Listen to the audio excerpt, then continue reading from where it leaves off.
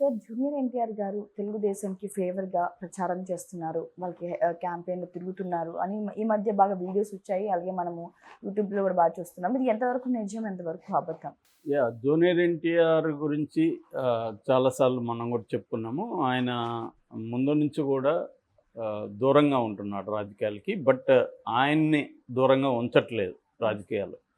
ఆయన ఉండాలనుకున్నా ఉండలేని పరిస్థితి ఆయన కల్పిస్తున్నారు గానీ, చాలా స్ట్రిక్ట్‌గానే తను ఉంటున్నాడు. ఎంత వ్యతిరేకత వచ్చినా నోరైతే మెదపట్లేదు.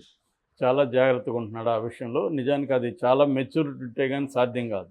మామూలుగా మనం చూస్తున్నాం అంతా ఇప్పుడు సోషల్ మీడియా యుగంలో నోటిదోల బ్యాచ్ బాగా పెరిగారు. ఎవడు కూడా ఉండలేని పరిస్థితి ఉంటది.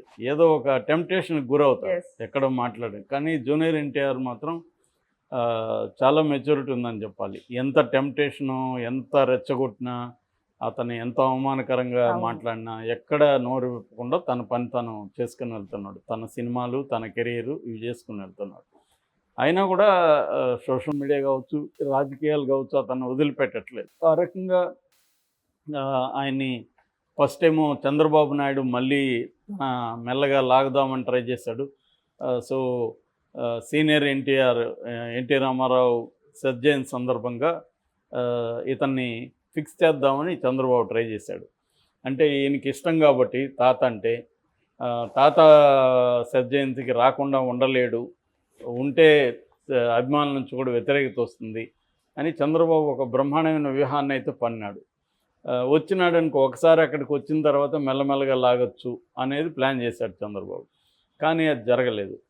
ఇతను అంతకంటే ముందు ప్లాన్ చేసి ముందుగానే తన బర్త్డేకి సంబంధించి అతను విదేశాల్లో ప్లాన్ చేసుకునేసి ఆ కారణం చెప్పి ఒక 1 వీక్ వీళ్ళకి అపాయింట్మెంట్ ఇవ్వకుండా ఆ కమిటీకి చాలా జాగ్రత్తగా ఇతను కూడా ఒక వ్యూహం వేసి ఎస్కేప్ అయ్యాడు. సో దాని మీద కూడా విమర్శలైతే వచ్చాయి. ఇతను ఆయన వల్లే కదా ఇతను హీరో అయ్యాడు, ఆయన రూపం వచ్చింది కాబట్టి హీరో అయ్యాడు అన్న అభిప్రాయం వీళ్ళకుంది. నిజానికి ఏంటంటే జూనియర్ ఎన్టీఆర్ని తొక్కేయాలని ఇదే నందమూరి ఫ్యామిలీ తారక రామ్‌తో దాదాపు 9 సినిమాల్ని ఒకే రోజు ప్రారంభించారు 2001లో. ఆ 9 సినిమాలు పక్కకెళ్ళి ఇతను హీరోగా పైకొచ్చాడు. అతను ఏమయ్యాడో మనకు తెలుసు. కెరీర్ అంతా పోయింది. చివరికి పాపం చనిపోయారు కూడా. సో అలాగా నందమూరి ఫ్యామిలీ ఇతన్ని ఓన్ ఎప్పుడూ చేసుకోలే.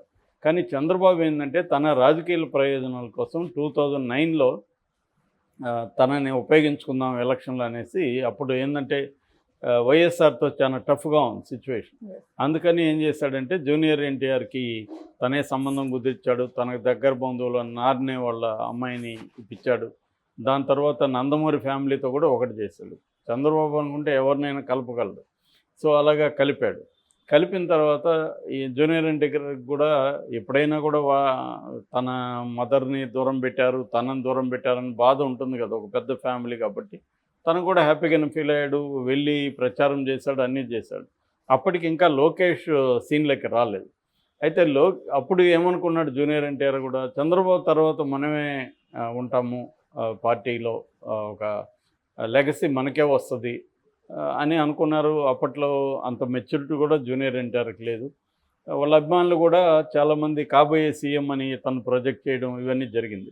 దీంతో లోకేష్ రంగంలోకి వచ్చాడు. లోకేష్ రంగంలోకి వస్తే సహజంగానే కొడుకు పట్ల ఉండే ప్రేమ వేరే వాళ్ళ పట్ల ఎందుకు ఉంటుంది. అందుకని చంద్రబాబు కూడా లోకేష్‌ని సీఎం చేద్దామన్న నెక్స్ట్ తన తర్వాత తన వారసుడిగా సీఎం చేయాలనే కోరికతో లోకేష్‌ని గ్రూమ్ చేసుకుంటూ వచ్చాడు. ఇప్పుడు లోకేష్ వర్సెస్ జూనియర్ ఎన్టీఆర్ నిలబెడితే ఇప్పుడు కాదు అప్పట్లో అక్కడ లోకేష్ తేలిపోతాడు. అతని ఆహార్యం కానీ, అతని భాష కానీ అవన్నీ కూడా ఒక రాజకీయ యంగ్ డైనమిక్ లీడర్కి ఉండాల్సిన లక్షణాలు ఏవి లేవు. ఇష్టం వచ్చినట్టు మాట్లాడేయడం, తర్వాత బాడీ కూడా ఇష్టం వచ్చినట్టు ఉండడం, ఒక మెచ్యూరిటీ లేకుండా ఉండడం ఇవన్నీ ఉన్నాయి. ఇప్పుడంటే అవన్నీ మారాయి. తన బాడీ మారింది, లాంగ్వేజ్ మారింది. ముఖ్యంగా పాదయాత్ర తర్వాత తన ఇమేజ్ కూడా మారింది. అంతకుముందు పప్పని అతన్ని ఎగతాళి చేయడం అవన్నీ కూడా ఇప్పుడు తగ్గింది. సో ఒక సీరియస్ యంగ్ పొలిటికల్ లీడర్గా అతను ట్రాన్స్ఫార్మ్ అయ్యాడు ఇప్పుడు. కానీ అప్పట్లో అది లేదు. అందుకని చంద్రబాబు కూడా థ్రెట్‌గా ఫీల్ అయ్యాడు. జూనియర్ ఎన్టీఆర్ ఉంటే మన లోకేష్ తేలిపోతాడు. సో మొత్తం జూనియర్ ఎన్టీఆర్కి కేడర్ కానీ నాయకత్వం కానీ మొగ్గు చూపుతుంది, దానివల్ల ఇబ్బంది అవుతుంది అనేది మెల్లగా పక్కన పెట్టడం మొదలుపెట్టాడు. సో చంద్రబాబుని తప్పు పట్టాల్సిన అవసరం లేదు. అతను టిపికల్గా ఒక రాజకీయ నాయకుడు, అతని పాయింట్ ఆఫ్ వ్యూలో చూసుకున్నప్పుడు అతను చేసింది కరెక్టే. అయితే జూనియర్ ఎన్టీఆర్కి ఇది బాగా దెబ్బ తగిలింది. దాంతో జూనియర్ ఎన్టీఆర్ ఏంటంటే ఇక మనం కెరీర్ మీద దృష్టి పెడదామని డిసైడ్ అయ్యాడు. దీనివల్ల ఏమైందంటే కెరీర్ కూడా ఇబ్బంది అయింది. తెలుగుదేశంలో ముఖ్యంగా కమ్మ సెక్షన్ చాలా ప్రిడామినెంట్గా ఓపెనింగ్స్ని డిసైడ్ చేస్తుంది చాలా చోట్ల, విజయవాడ లాంటి చోట్ల. ఎందుకంటే థియేటర్లు అంతా వాళ్ళే లీజుకి తీసుకునేస్తారు, వాళ్ళ కంట్రోల్లో ఉంటాయి. వాళ్ళే ఓపెనింగ్ ఉండాలా లేదా అనేది వాళ్ళు డిసైడ్ చేస్తుంటారు హీరోలకి. అలాగా ఇబ్బంది పెట్టారు చాలా సినిమాలకు కూడా. ఆయన ఇతను నిలదొక్కున్నాడు, ఎందుకంటే one of the wonderful actors junior NTR, కాబట్టి అతన్ని ఎవరు కూడా తొక్కలేకపోయారు. సో అప్పటి నుంచి కూడా చంద్రబాబు నైజం ఇవన్నీ తెలుసుకున్నాడు, అర్థం చేసుకున్నాడు, రాజకీయాలు ఎలా ఉంటాయని అర్థం చేసుకున్నాడు. ఇప్పుడు రైట్ టైం కాదు మనకి రాజకీయాల్లోకి వెళ్ళడం అని చెప్పి కెరియర్ మీద అతను ఫోకస్ చేసుకుంటూ వస్తున్నాడు. అయితే చంద్రబాబు ఎప్పటికప్పుడు అతను ట్రై చేస్తున్నాడు, ఎందుకంటే చంద్రబాబుకి నందమూరి ఫ్యామిలీ అవసరం ఉంది. దానికోసమే మన బాలకృష్ణతో వియ్యం పొందాడు, బ్రాహ్మణిని పెళ్లి చేయించాడు. ఇవన్నీ కూడా చంద్రబాబు స్ట్రాటజిక్గానే చేశాడు. ఎందుకంటే అతను కూడా పెద్ద ఎన్టీఆర్తో కూడా ఇదే స్ట్రాటజీ ప్లే చేసి భువనేశ్వరం పెళ్లి చేసుకున్నాడు. చంద్రబాబు ఏంటంటే యూనివర్సిటీ డేస్ నుంచి కూడా స్ట్రాటజీలు వేయడంలో ఒక లాంగ్ టర్మ్ ప్లాన్ చేసి, ఆయన విజనరీ అంటారు కదా, ఖచ్చితంగా ఆయన కెరీర్కి సంబంధించి మాత్రం అతను గొప్ప విజనరీ, మిగతా విషయాలు పక్కన పెడితే. ఎందుకంటే తన కెరీర్ ఎలా ఉండాలి, ఎట్లా స్టెప్ వేస్తే ఎక్కడ ఎలా వస్తుంది, బ్రహ్మాండంగా ఆయన చేసుకుంటూ వచ్చాడు. ఈ క్రమంలో చంద్రబాబు ఏం చేశాడంటే ఇక్కడ సుహాసిని నిలబెట్టాడు, హరికృష్ణ కూతురు. ఎందుకంటే హరికృష్ణ ఇంకొక కొడుకైన మన కళ్యాణ్ రాము జూనియర్ ఎన్టీఆర్ చాలా క్లోజ్ ఫ్రెండ్స్.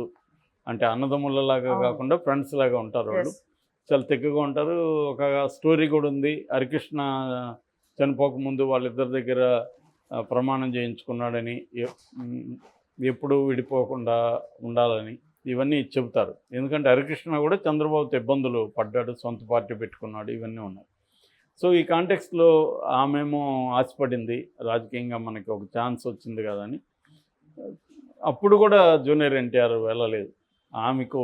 అప్పుడు కూడా ఏమనుకున్నారు, చంద్రబాబు భలే ప్లాన్ వేస్తాడు, జూనియర్ ఎన్టీఆర్ని లాగేస్తాడు, ఎందుకంటే అక్క కోసం రావాలి అని. కానీ అతను వెళ్ళలేదు, స్ట్రిక్ట్గా ఉండిపోయాడు. ఇప్పుడు ఏమైందంటే ఈ మధ్య ఒక వారం ముందు వైసీపీ ఒక ప్రచారాన్ని మొదలుపెట్టింది. అక్కడక్కడ బ్యానర్లు కట్టడం అదంతా చేసి జూనియర్ ఎన్టీఆర్ వైసీపీకి సపోర్ట్ చేస్తున్నాడు అన్న ప్రచారం బలంగా మొదలుపెట్టింది. ఈ ప్రచారాన్ని అడ్డుకోవడం కోసం తెలుగుదేశం సంబంధించి నిన్న ఒక ట్వీట్ బయటకు వచ్చింది. ఆ ట్వీట్ ఏంటంటే, జూనియర్ ఎన్టీఆర్ ముంబైలో వస్తుంటే వాక్ చేస్తున్నప్పుడు అతను బ్లూ డెనిమ్ ప్యాంట్ వేసుకున్నాడు, పైన shirt, black cap, black glasses ఇవి ఉన్నాయి. సో ఈ టీషర్ట్ షర్ట్ మీద సైకిల్ బొమ్మ ఉంది. సో అది పెట్టి కింద కామెంట్ పెట్టారు, ఇది పేటిఎం డాగ్స్కి క్లారిటీ కోసం, మన రక్తం మన బ్లడ్, సో చూసారా జూనియర్ ఎన్టీఆర్ మన వైపే ఉన్నాడు అనేది వాళ్ళు పెట్టారనమాట. సో దీన్ని తెలుగుదేశం వర్గాలు, కూటమి వర్గాలు జూనియర్ ఎన్టీఆర్ మాతోనే ఉన్నాడు, ప్రచారం మాకే చేస్తాడని ప్రచారం చేస్తున్నాడు. అయితే దీన్ని వైసీపీ ఖండించడం కోసం ఈ జూనియర్ ఎన్టీఆర్ బొమ్మ వీళ్ళు పెట్టింది, అది ఫోటోషాప్లో వీళ్ళు పెట్టారు, జూనియర్ ఎన్టీఆర్ ఏమీ పెట్టుకోలేదని వాళ్ళు ఒక ఫోటో పెట్టారు, సైకిల్ లేని ఫోటో. అది కూడా ఫోటోషాప్, ఒకవేళ సైకిల్ ఉన్నా ఫోటోషాప్లో తీసేయచ్చు, సైకిల్ లేకపోయినా ఫోటోషాప్లో పెట్టచ్చు. కాబట్టి ఈ రెండు కూడా నమ్మే పరిస్థితి అయితే లేదు. ఎందుకంటే జూనియర్ ఎన్టీఆర్ అంత అమాయకంగా టక్కని ఎందుకు సైకిల్ పెట్టుకుంటాడు. సో అట్లాగే ఆయన వైసీపీకి కూడా ఏమీ చేయడు, ఖచ్చితంగా అతను న్యూట్రల్గా ఉండదలుచుకున్నాడు. ఎందుకంటే ఒకవైపు వెళ్తే తన కెరీర్కి ఇబ్బంది అవుతుంది. వైసీపీ వెళ్ళాడు అనుకోండి, వైసీపీ వైపు, ఇటు తెలుగుదేశం శ్రేణులు మొత్తం పవన్ కళ్యాణ్ అభిమానులు అందరూ కూడా తనకి యాంటీ అయిపోతారు. తన సినిమాలకు ఆ మేరకు నష్టం జరుగుతుంది. అది ఇష్టం లేదు. రాజకీయాల్లోకి వెళ్ళదలుచుకుంటే ఫుల్గా దిగాలి, లేదంటే కంప్లీట్గా దూరం ఉండాలి అనేది అతని పాలసీ. సో అలాంటప్పుడు అతను సైకిల్ పెట్టుకోడు, అట్లని వైసీపీకి కూడా సపోర్ట్ చేయడు. కానీ వీళ్ళు ఏంటంటే ఏదో కొంత మేరకి ఉపయోగించుకుందాం, ఎవరు ఉపయోగపడితే వాళ్ళని ఉపయోగించుకుందాం అనే పరిస్థితులు రెండు కూటములు ఉన్నాయి. అందుకని వైసీపీ వాళ్ళేమో, ఎందుకంటే అక్కడ వల్లభనేని వంశీకి ఎన్టీఆర్ క్లోజు, తర్వాత కొడాలి నానికి కూడా ఎన్టీఆర్ క్లోజు, అది మనకు తెలుసు. అందువల్ల వాళ్ళిద్దరు ఈ ప్లాన్తో చేస్తున్నారు. యాక్చువల్గా గత కొంతకాలంగా అక్కడెక్కడ లోకేష్ పాదయాత్రలో కూడా జూనియర్ ఎన్టీఆర్ ఫ్లెక్సీలు పెట్టడం, కొంతమంది వెళ్ళి స్లోగన్స్ ఇవ్వడం, జూనియర్ ఎన్టీఆర్ కాబోయే సీఎం అని, జూనియర్ ఎన్టీఆర్ రావాలని. ఒకసారి లోకేష్ ఓపెన్ కూడా అన్నాడు, నేను ఇన్వైట్ చేస్తాను, నన్ను రమ్మని. సో ఇది ఇబ్బంది పెడుతున్నారు అన్నమాట వైసీపీ వాళ్ళు. ఆ మధ్య కూడా దొంగగా పోస్టర్లు వేసి వాళ్ళని కూడా పట్టుకున్నారు కూడా. సో ఇలాగా వైసీపీ వాళ్ళు జూనియర్ ఎన్టీఆర్ ఎలిమెంట్ని తెలుగుదేశానికి నష్టం కలిగించే విధంగా వాడుకుంటున్నారు ఎప్పటి నుంచో. అదేవిధంగా జూనియర్ ఎన్టీఆర్ని మనకి అనుకూలంగా వాడుకుందాం అనేది వీళ్ళు ట్రై చేస్తున్నారు. ఈ క్రమంలో ఆ మధ్య బాలకృష్ణ చాలా తీవ్రంగానే రియాక్ట్ అయ్యాడు. జూనియర్ ఎన్టీఆర్ చంద్రబాబు అరెస్ట్ని ఖండించలేదు కదా అన్నప్పుడు ఐ డోంట్ కేర్ అన్నాడు. ఆయన కోపం ఉండడంలో ఆశ్చర్యం ఏం లేదు. బట్ కాకపోతే రాజకీయ నాయకుల లక్షణాలు ఆయనకి లేవు కాబట్టి ఆయన ఓపెన్గా అన్నాడు. అదే చంద్రబాబు లోకేష్ ఇలాగ మాట్లాడరు. ఎందుకంటే